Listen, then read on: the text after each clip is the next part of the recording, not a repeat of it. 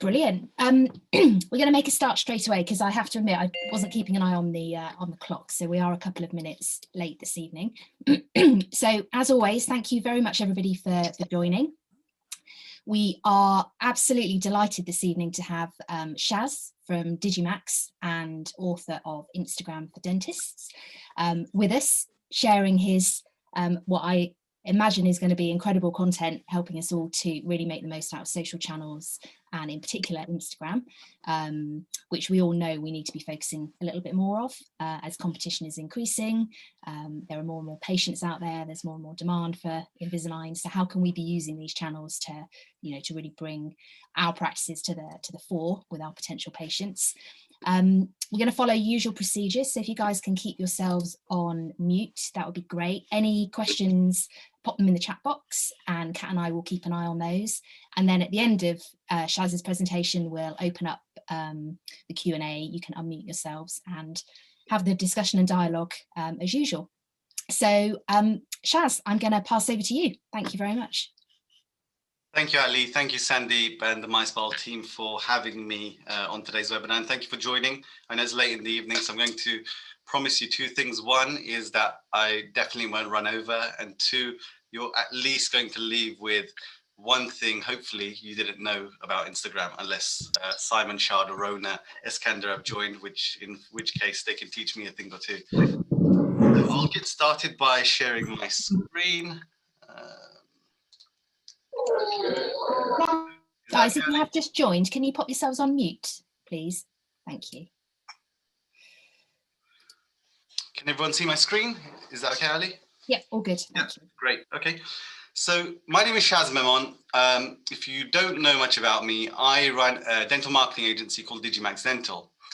And at my agency, we design websites. So I'll tell you the link between how someone who runs an agency building websites goes and writes a book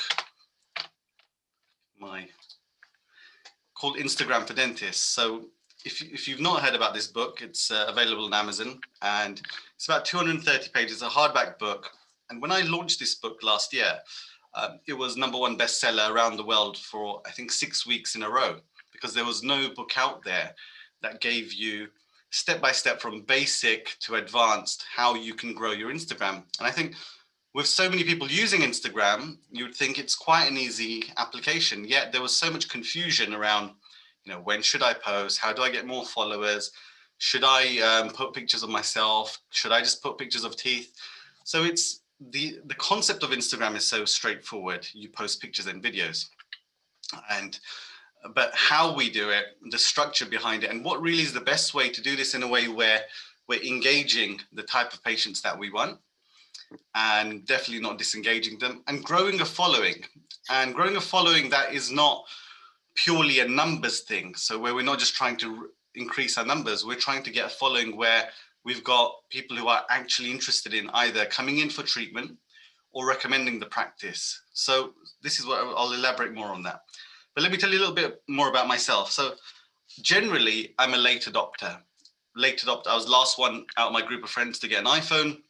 You know, I sit back and just watch things, and I'm quite critical about new things that just come to market and everyone jumps on it, because 9 out of 10 times, a lot of the things that I see, you know, 1 minute they're there, next minute they're not. Sometimes I get reeled in. I bought some cryptocurrency, and 3 months later, people who had made hundreds of thousands of pounds, they lost it all. So, you know, I wait for things to really get my attention. And then I started, so we design websites, and our goal is to make practices as busy as possible with the amount of traffic that comes on the site. So that is my day job every single day. However, people started asking me about Instagram, you know, what should you do, what you shouldn't do. And embarrassingly, I'm not afraid to admit, when people first told me about it, I said, oh, it's just for kids, or it's for show-offs, ignore it. And because people trusted me, they would say, okay, if you say so. And then it got to a point where every other conversation was people asking me about Instagram. And then what happened was, many months later, these same people are paying a company to manage their Instagram. And I'll tell you more about sourcing Instagram later. So eventually I got so fed up of people being let down, people trying to start Instagram and then giving up completely, or going to an agency, being promised all sorts, and then usually not working out, cancelling. So all my clients are really like personal friends of mine because they trust me. So what I started doing is when people would send me emails with questions, I write long answers and reply back. And after a while, I had so many questions and answers that I'd collected in my sent items, I turned it into a PDF. And then I got this brainwave that I need to turn this into a book. So I went quite quiet at work and I said, guys, I'm going to write a book. And it took me 9 months to put together this book, start to finish. And I had no idea it's going to be a global bestseller, of exactly what you need to do, how to do it, where to go to do some of these things. And I've had so much great feedback from people saying to me, this has transformed my business. I know what to do. I give it to my team. I use it in training. So, and all the profits for this book, so this is a book plug, so you go and buy it. All the profits for this book go to charity. But what I've done today is pulled out the key things that I think people need to know. And after this webinar, as Ali says, I mean, if you've got a really important question pertaining to a particular side, please feel free to ask it, and Ali will interrupt me if she feels it's right. Otherwise, at the end, I'll answer any specific questions you've got. So what is the gram? It's very simple. It's just capturing and sharing of beautiful images and videos. It's a devout community. And 42% of the UK population are on Instagram. So I made these slides last year, and I think this number's gone up. So Instagram still has the greatest market share. Of course, there's TikTok you might have heard of, which is really sort of getting our attention at the minute, but not so much where I'm recommending it to businesses. But Instagram really is still the one social media network which businesses are investing hundreds of millions of pounds in the United Kingdom into. 30% of users said that they purchased something that they saw on Instagram. So by purchase, I mean going and even buying a service or being influenced to go and take action for a service. So these stats are directly from a study that was conducted in 2019. So I'm sure that this figure's gone up. There are over 500 million active Instagram users every day. So if you compare it to what TV usage was like back in the day when we all used to tune in at a particular time, Instagram is now that television set.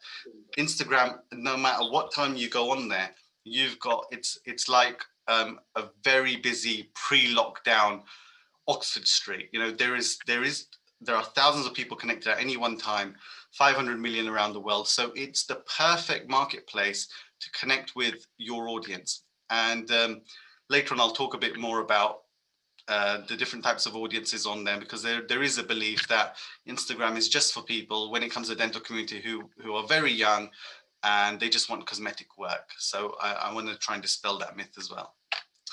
So ultimately, what can Instagram do for you? It can build your brand up. You can have a captive audience, and ultimately it can bring you new patients, the kind of patients that you want. So the middle one's most interesting to me, because captive audience means that you could put out something to your audience and they will listen. They're captive because they log into this application that they're familiar with every day. So while as they might not be opening every email that you send to them, or every bit of mail that you send to them, or the messages that you put around your practice or anything else, but they are logging into this app, many of them, depending on their age group. So the beauty of having a captive audience is that you can really connect with them and break down that corporate barrier. And that's why it's called social media. So it's not broadcast media where we just post for the sake of posting. So in the first lockdown, no one really knew what they should be doing with regards to social media. So I put out a statement saying that stop promoting before and afters because you can't see your patients. Stop promoting special offers.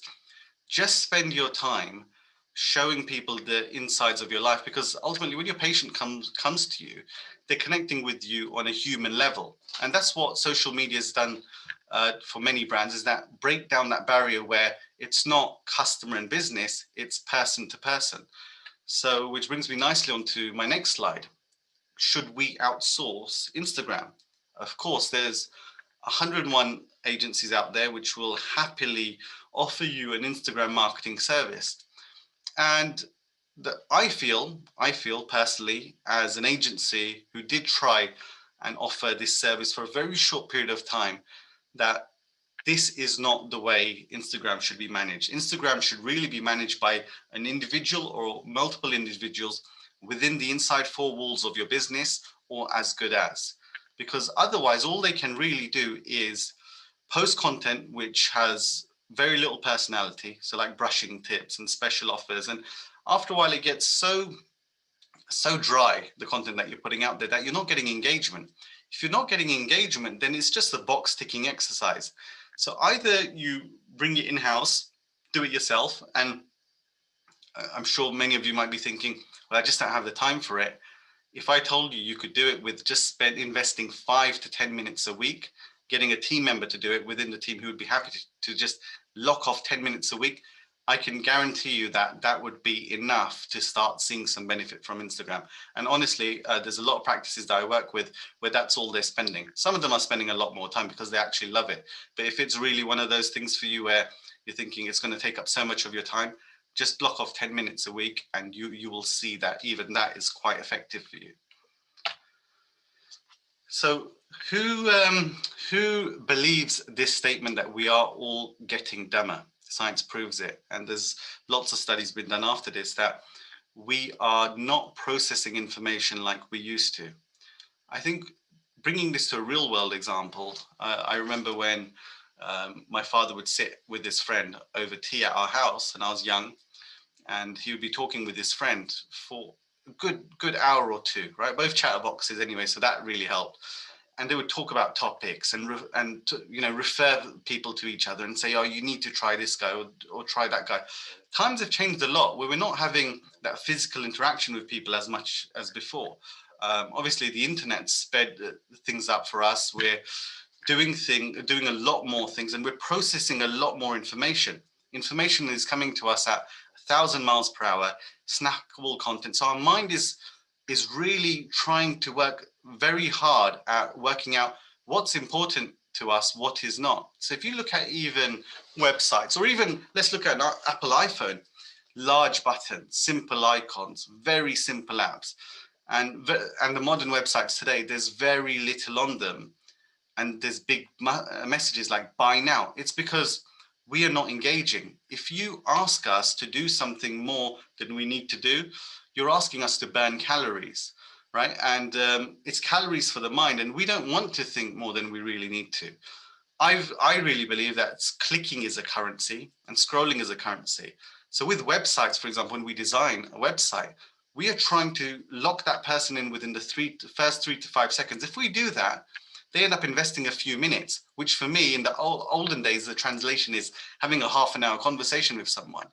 So with Instagram, to be successful, you really need to hook your audience once they land on your profile within seconds, without forcing them to scroll, to understand what type of practice you are and why they should follow you and why they should engage with you. So let's take this to Amazon. This is the Amazon's money page. I'm sure most of you will be very familiar with this layout of page. Now, as a designer, I can tell you that this is not a piece of art when it comes to beautiful design. It's certainly not Apple-esque or doesn't have the media sort of spinning images and great graphics and beautiful fonts. However, this page has been designed using behavioral psychologists, all kinds of neuroscientists, user experience specialists. I'm not talking 1 or 2 people, I'm talking teams of these people with millions of pounds worth of investment on this one single page, which is the money page, right?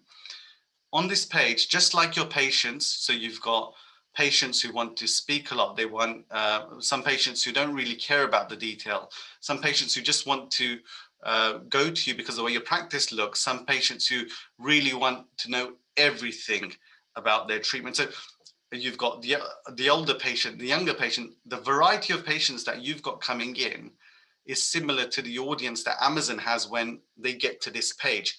This page has got such a hard job to do of connecting with every single person that arrives on that page to get them to click that buy now button. So what is unique about this page?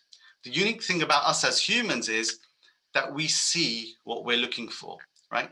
If you are wired to just be price driven, you're going to see the price before everything else, because your eyes will be drawn to it. If you look at multiple things, there's reviews, there's the picture of the product. The goal here is to get people to spend as long on this page as possible. So Amazon sellers, they don't take any shortcuts on a page like this. So how many purchase beacons are really on this page? There are over 15 purchase beacons on this entire page, but there's 15 that I've highlighted here. So for example, my wife, she doesn't look at the price. She doesn't want to know anything. She just wants to know what that product looks like. Just that curve on that headphone by the earpiece, she would just say, no, I really don't like that. I'm not going to buy because of that.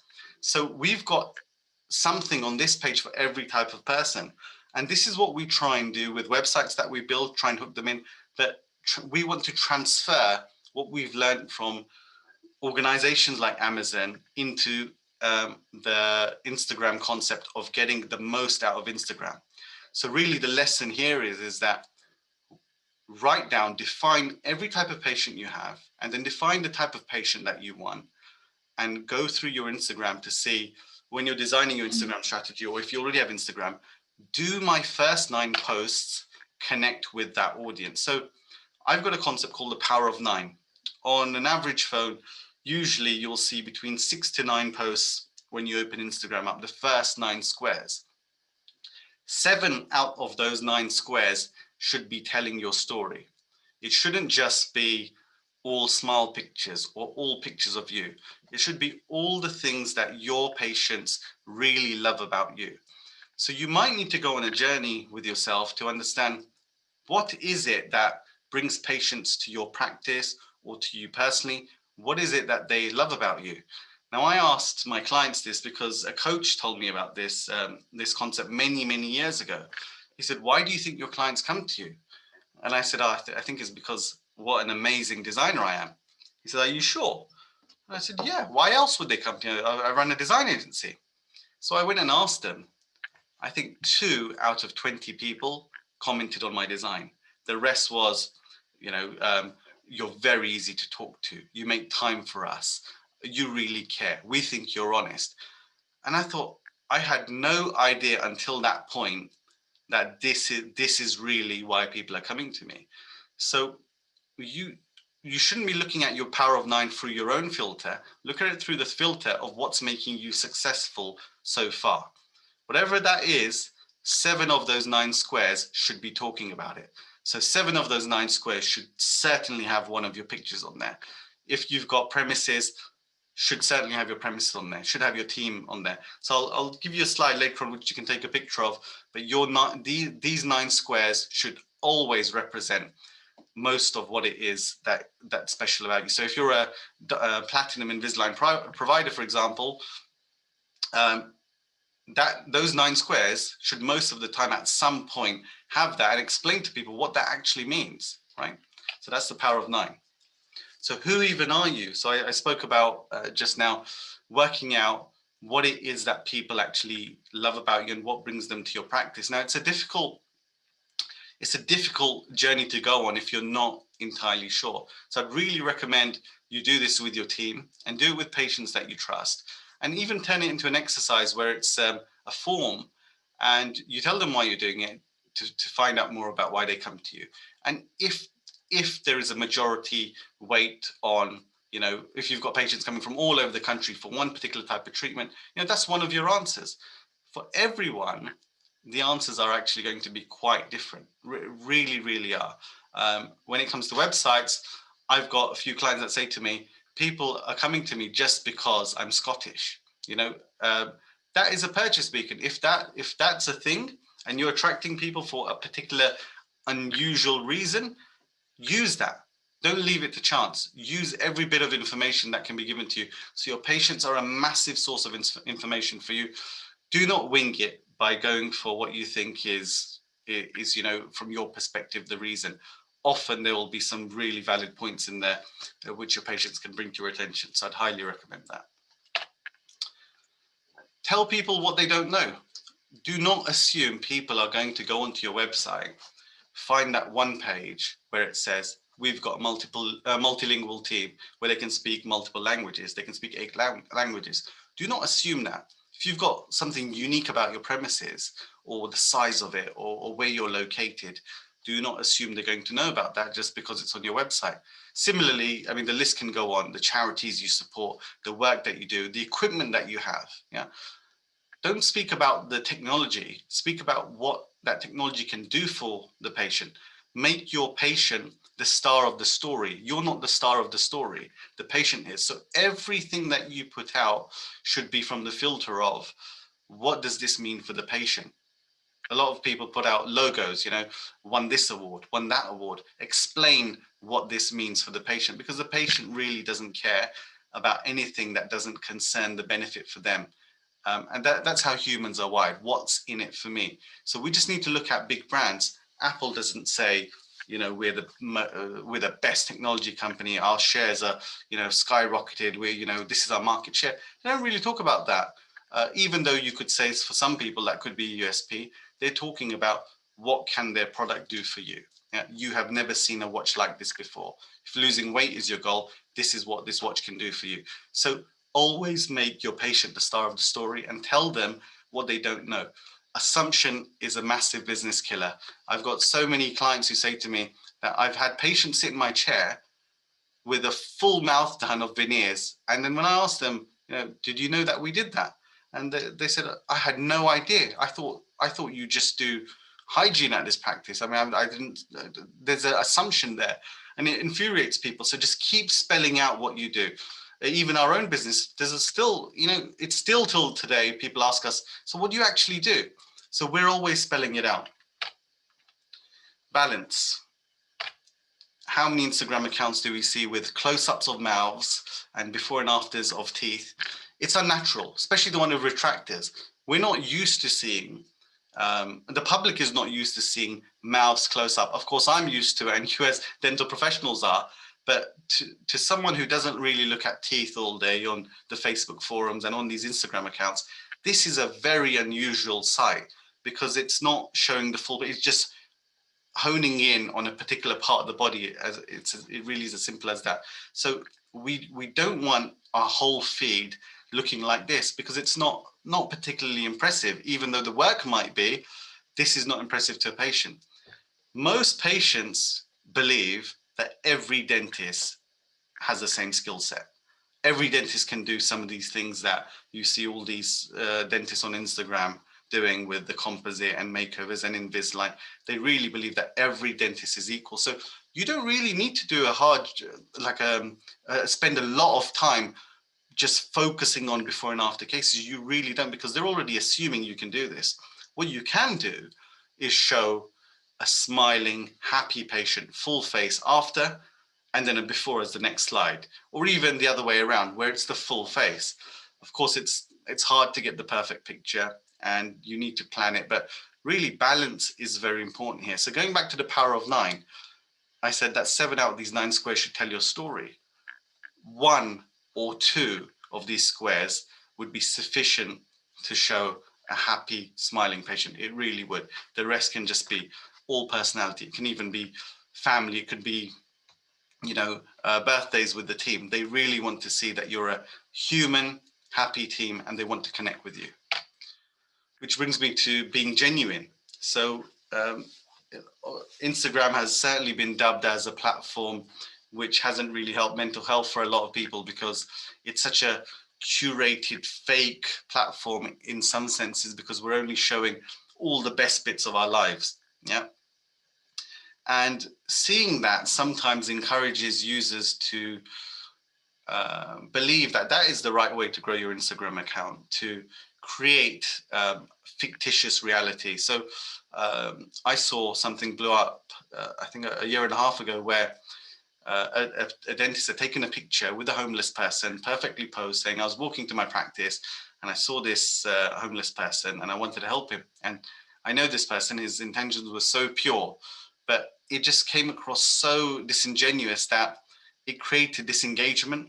And in the pursuit of being genuine, we can sometimes get it wrong. So I would say, don't forget that this is a platform seen by humans, just as you would you do what you do on the platform needs to be very similar to how you'd be in real life. So just keep that in mind, because it can cause a disconnect. So for me, Genuine is a couple, husband and wife team, out on a charity day together, enjoying life. Now, if this is the dentist that you see in a professional environment every day, and you then see on the Instagram that it's actually a human being, he's not wearing his scrubs, he's got glasses on, he's got a wife, and they give back in their spare time. That connection is so priceless with your audience. I cannot even put a price on it. So use the platform to show people the things that they do not get to see about you. It's a bit like, I remember once I saw in a shopping center, one of my school teachers out and about, like wearing normal clothes, shopping, holding a shirt up against himself. I thought that was so strange, just never seen him away from a chalkboard. And, it was a kind of a moment where I thought, okay, he's a human, he's a person just like everyone else. So show them your personality. If you want, you can screenshot this slide or take a picture of it. But I get asked quite often, what can I post? I've run out of ideas. There is no way you can run out of ideas on what to post on Instagram. Each one of these points, you could do 50 posts of these in a year. Okay, might be exaggerating, not 50 thank yous, but you get the idea. There is enough here and more. You can get creative to post a year's worth of content very, very easily. The most successful influencers that I know, they're extremely organized beings, even though they put off this image of, we're just going live now and, I'm posting this, and they just look like they're constantly doing stuff. If you take their phone, and obviously they're not going to let you, but you can ask them, they've got folders in their phone for everything. Folders for selfies, folders for patients, folders for days out, and they recycle content. Imagine we're in lockdown and some amazing practices are posting so much content of images that they've got from a year ago. This is us on a team day out. This is us training. This is us on a webinar today learning about Instagram. Do you like the look of our Instagram? The opportunities you have are endless if you know what they are. So I've given you this list, and it goes into a bit more detail in my book. Just see if you can make a content calendar for yourself around all of these points. Make it something you do as a standard operating procedure within your business to collect photography and videos for all these kinds of things using your camera phone. So a hot slide really, how do I get more followers? I get DM'd this hundreds of times in a month. How do I get more followers? Should I buy followers? Has this person here, look at their account, are their followers real? And there's so much talk about followers, and I get it, but I don't really get it. Followers, for me, isn't really the volume of followers isn't important. So quantity isn't important. Quality is important to me. So you could have 500 followers, but if they're all engaging, commenting on your posts, sharing on your content, that is priceless compared to, having 20,000 followers from all around the world who are never going to come into your practice. There's an influencer that I know, she's got 2 million followers. And when she goes to sell her products, so when she gets endorsements from some companies, and she's a beauty blogger, she'll put it up on her stories. She says, I'm really not exaggerating here. I'll be lucky if 5 or 6 people buy. And really that is a reality, that even extremely successful influencers out there, they have a hard time monetizing their audience. So if we are using Instagram as a business tool and not an ego massage tool, then really we need to let go of this concept of having lots of followers. But I can show you how to get the right followers. So let's talk about the heart icon beneath each post, and really one of the things which separated Instagram from Facebook. So Facebook had the like and Instagram had the heart. What happens when someone puts a heart on your picture on Instagram? What happens when they double click that picture, or when you double click that picture? What is really happening? What's happening is that the person receiving the heart is getting this sugar rush, that feeling that we get when we bite into a chocolate or a sugary snack or a packet of crisps, which releases dopamine. The neurotransmitters in our brain trigger these reward pathways, and there's that feeling, that good feeling that we get. So I know if someone likes a picture of mine and, you know, I'm a little bit distracted, I'll grab my phone and look at that and immediately look at who was it that, it's just automatic. Who was it that liked my picture? Because that heart, that notification is really doing this for us. It is a tried and tested thing. And this is why Instagram's seen that growth, that it is so addictive. These platforms are addictive. So if we know they're so addictive, and if we know people are checking their likes, the heart icon and these notifications multiple times a day, and especially now, screen time is up, we're spending a lot more time on our phones. How do we use this information to get more followers? So before we were fully dental, so my company's called Digimax Dental, but before that we were just called Digimax. We did work for every type of company out there. And there's a large, very popular chain of Italian restaurants and coffee houses and cake houses all around central London. I think they've got about 23 branches in and around London. Very, very famous brand. And they came to us with 0 followers. It's not Patisserie Valerie, and I'll tell you what the link is. They came to us with 0 followers, and they said, Shaz, we've got 0 followers. You've done our website. Can you help us with Instagram? And I thought I was a bit out of my depth there. So I did my research, and we found a way of getting followers that were real. And actually, the MD said, we don't want 1 million followers. We want followers who actually care about what we do, because they're quite a unique setup, the way they look, the way the food is, the way that they take a lot of pride in their appearance. And they said, look, we're not trying to compete with others. We don't want to beat the followers of our competitors, but we do want people who are extremely interested in what we offer. And I really respected that particular statement, because I thought, wow, this is actually why this brand is so successful. It's because of the way they see the world. So how do we go about this? Let's look at a dental practice in a particular location. If you are living in Hatfield and your practice is in Hatfield, chances are that you are going to interact with the cinema in Hatfield, the cab firms in Hatfield, the spa in Hatfield, and the list goes on. There's so many different types of businesses that you might interact with. So what we need to do is we need to find out who your audience is. So for this cafe in London, their audience was interacting with other Italian coffee shops, Italian restaurants. So in this example, we're looking at Patisserie Valerie. So once you've made that list, go to the accounts of these businesses, if they've got an Instagram account, and look at how many followers they've got. So that middle icon where you can see 35K followers, right? Once you click on that, you'll see a list of everyone following Patisserie Valerie, for example, or the local spa. And what you can do is go in and like the first 3 pictures, or any 3 pictures from that account. When you like those pictures, that person is going to see that you're a dental practice in the same area in which they interact with another business. And chances of them following you have suddenly increased, because there is a common link, which is the area. So in the bio of your Instagram account, I always say, be very clear that you put your location straight after your name, or very early on in the bio. Be very specific of where you are, because that millisecond where someone is going to go and see, who is this random practice or person liking my pictures, their eyes are going to be immediately drawn to that familiar bit of text, which is their local area. So make sure your local area is in your bio. And if you've got multiple practices, try and do your best when it comes to being specific about your region.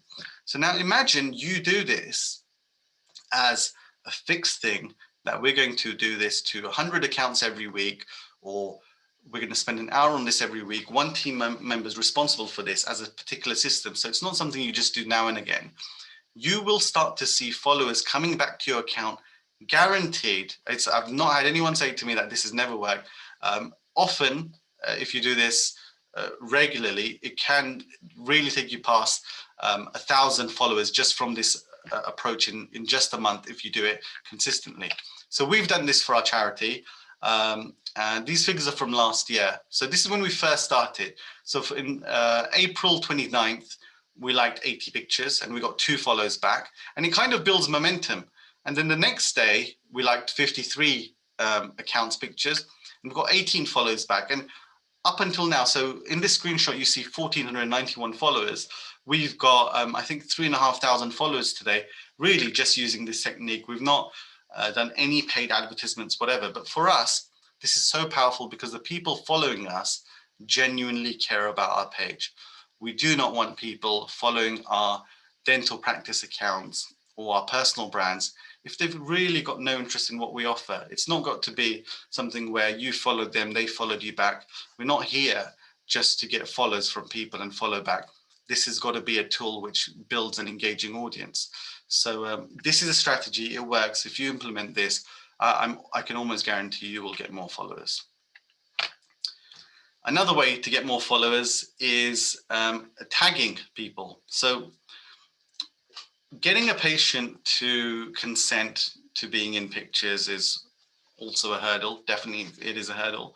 But for the ones that do consent and the ones that do have an Instagram account, you can ask them if they've got an Instagram account and whether you can tag them. Now, I know that there's a lot of people that they don't like pictures that are taken of themselves, and they like to have control over the type of pictures that are out there on social media, and often they cringe at some of these pictures. So, you know, British people, they don't really like to sort of complain too much in this scenario. Often you'll see negative Google reviews when, you know, they're not in front of you, or, you know, feedback is always a bit of a shock sometimes when, oh, that patient left really happy. I just don't get it why they would call in and say this. So this is what's happening in the practice environment after the treatment. And if you say, look, can we take a picture together? They're not going to say to you, oh, I don't like that picture. Or worse, they're not even going to say to you, I'm not even going to reshare it, or I'm uncomfortable. Very few people actually say that. How can we take a picture that your patient actually wants to reshare? So you already, when you go into surgery with that practice, with that patient, you've got to have in your mind that at the end of this, I want to see if they're on Instagram and if they're willing to consent to getting their pictures shared. Find a place where the lighting is good. You've already set up lights where you take pictures, and you take multiple pictures. And even if you want, you could say, do you have a way of taking pictures? Do you want the phone? Do you want to just take the picture of us where they get the lighting right, or where they look happy? Show them a series of pictures and ask them, which picture would you be comfortable with us sharing? Let them make the decision.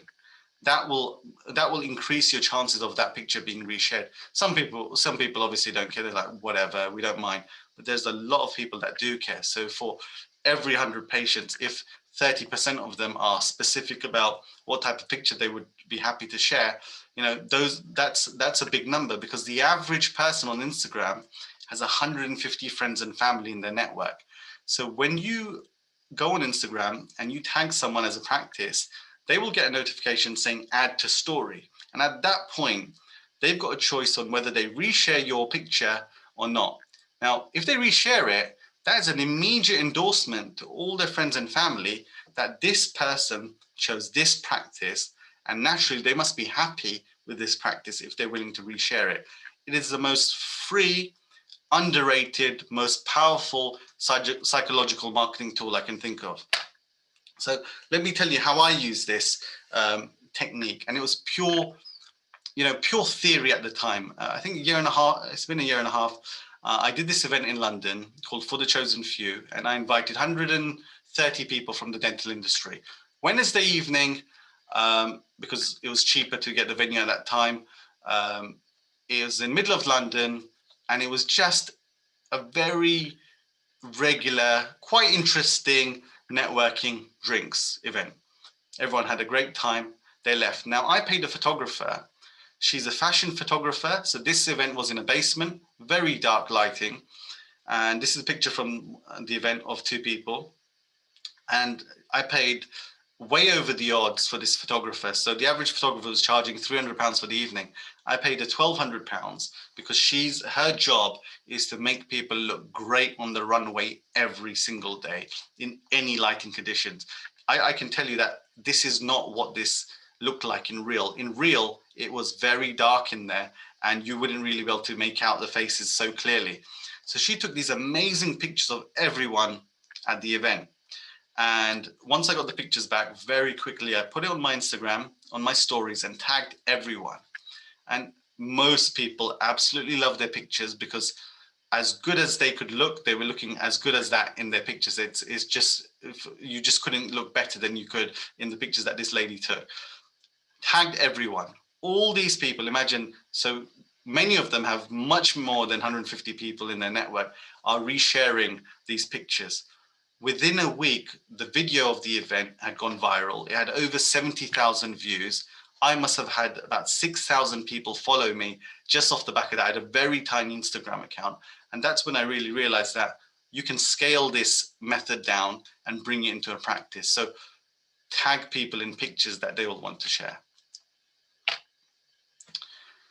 So stories, Instagram stories is on the top of your app, the little circle icons that you see, and it's a feature that Instagram released a little bit after, as one of an update, a little bit after their launch. And the difference between posts and stories is that posts are permanent. They're a part of your feed, the 9 squares I spoke to you about. And usually people want to make sure that they get the look right and the lighting right, and altogether those pictures look good. So perfectionists tend to spend a lot of time on trying to get that, get that balance right. And sometimes that can be a limiting factor in whether you post or not post. And certainly for me, I go through massive drought periods where I don't post anything.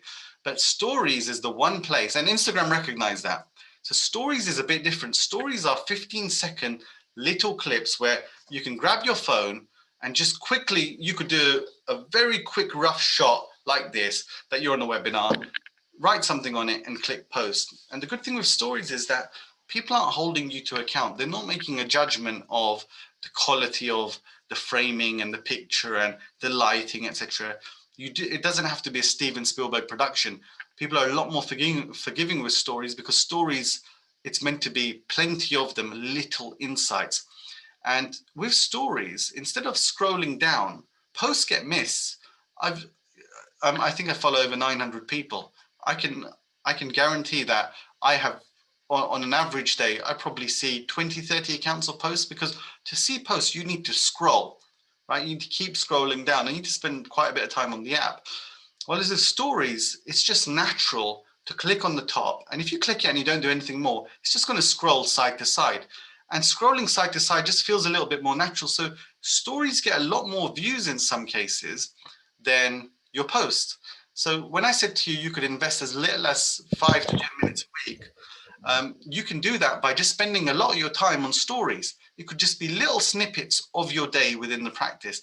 And it's such a massive thing for a patient to feel like, I've already been to this practice, when it's their first time, because you've given them such a great insight. So stories are 15 seconds long. If you take a video of something longer than 15 seconds, let's just say up to 1 minute, and you put it on your stories, Instagram will immediately clip it into 4 individual 15-second videos. Anything longer than a minute, Instagram will only show the first 15 seconds times 4, so the first minute. So there are apps out there like Cut Story. You could go into your app store and type in Instagram video splitter, for example. So if you've got a 3-minute video and you want to put it on your stories for whatever reason, let's just say it's a testimonial, you could split it into lots of 15-second videos and then upload it to your stories. And when you upload it to your stories, you can tag people, you can create polls, you can ask them questions. And people love answering questions on Instagram, because Instagram's made it so easy. You could click yes or no, or enter an answer. So use all these features in your stories. It's a lot of fun when it starts working.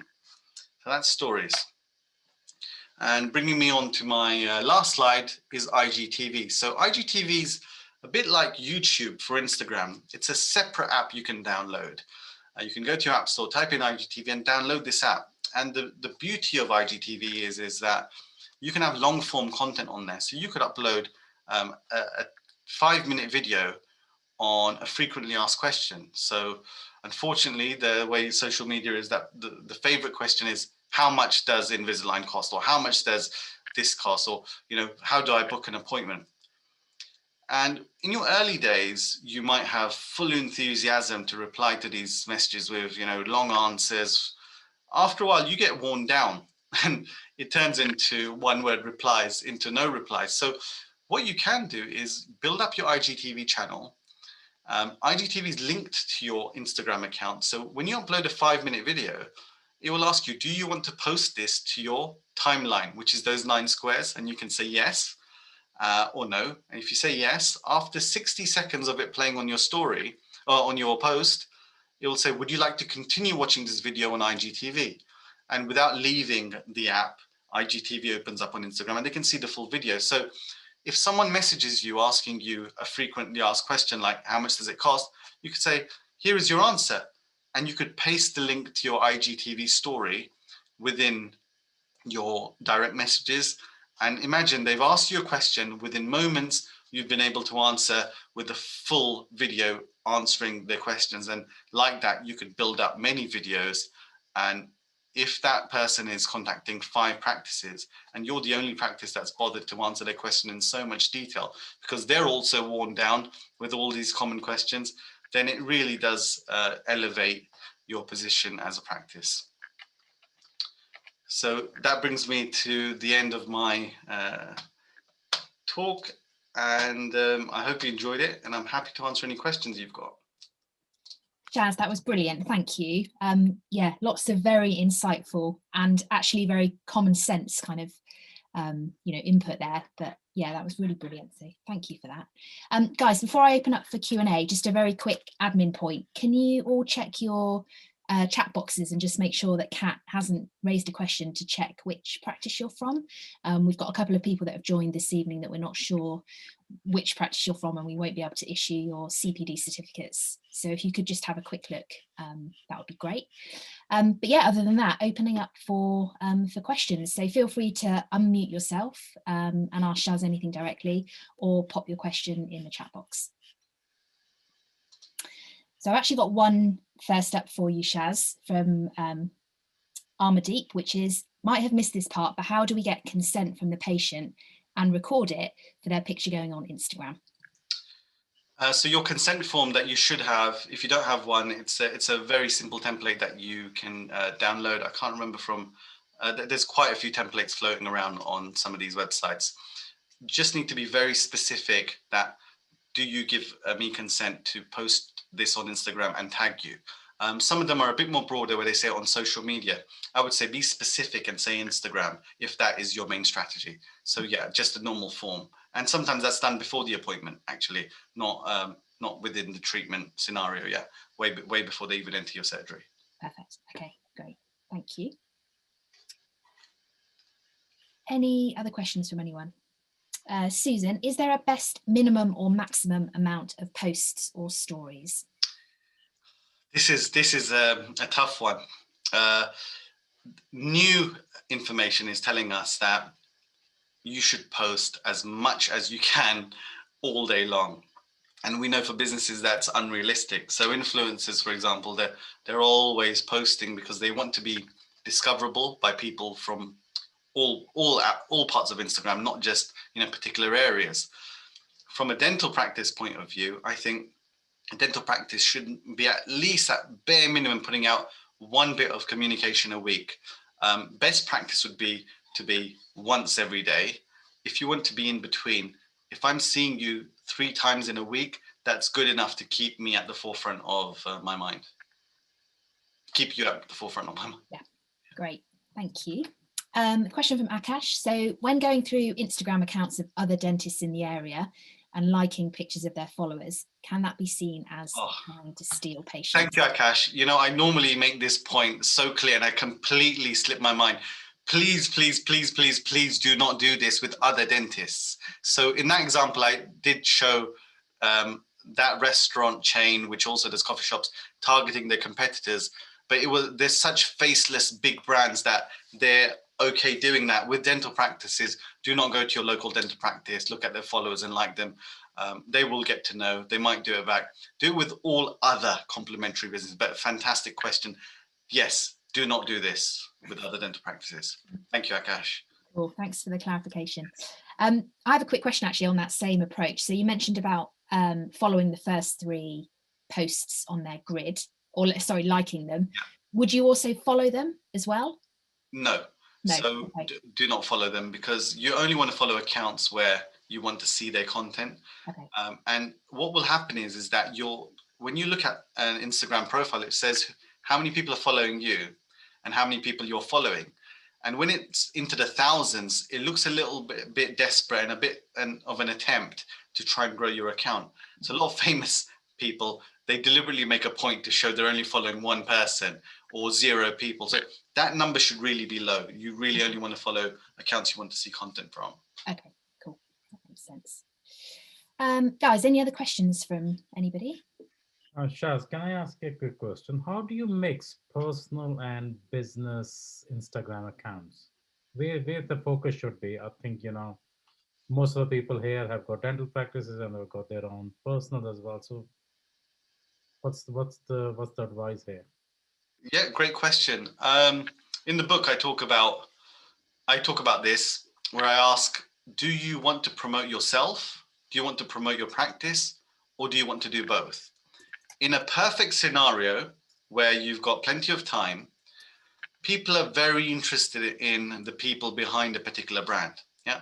So if you look at, Jeff Bezos or Alan Sugar or, Richard Branson, they've got their own accounts and they've got their business accounts as well. So in an ideal scenario, you need a personal professional account, not one where, it's for friends and family, it's for patients that will find you, and your practice has an account. And the difference here is the practice might show an odd picture of you on a day out with family, might do, but on your account, it would be very normal for you to have a picture like that. So you could have 2 accounts with 2 identities. Of course, if you can't manage both and you need to make a choice, I would say go with the practice account. And it's absolutely fine, depending on your comfort level, to pepper it with some reality. So it could be family, it could be you enjoying gardening. It's completely acceptable. Yep, that's correct. Thank you. That makes sense, Shaz. Can I just check, is it a good way to comment on posts as well, especially if you interact with patients? If you were to comment on their posts, or how to respond to their comments? So comment on, so if we follow like some of our patients and they post stuff, is it a good way to interact, to show that we like not just there for dentistry, that we're sort of like normal people as well, to comment on like other posts from our followers? That's a really good question. It's not come up before. I would say it's quite nice when you're supporting supporting other people. So it really does depend on the post, the type of post that they're putting out there. I mean, if it's a very personal account, you've got to be careful on how you're commenting. But let's just say it's a very general picture they've put up of something that they're experiencing. By you commenting on their post, you're showing support. So I think that's a fantastic idea. Of course, these type of things take time. So as long as you've got your priorities in order of growing your account, getting your content right, this is a bonus. However, it does remind me of a little, almost an Instagram hack or a method that I would say. When you put up a post on your own Instagram account and you get comments, and people will leave comments, and you're going to want to reply saying, "Oh, thank you so much," or something relevant in terms of a reply. Hold off replying when you make a post. Let all the comments sort of take place, and do not reply. The only time you're meant to reply is when you make your next post. You want as many people to see that next post. So what you do, let's just say you posted yesterday and you got all these comments. Today, when you post, go back to that last post and like and reply to all the comments you want to. They will get that alert that you've just replied. They will click on it. And at that time, they're also going to see your new post. And then that cycle of liking, commenting continues. So that's a little strategy I can share with you. Okay, good. Yeah. Any other questions, guys, while we've got Shaz with us?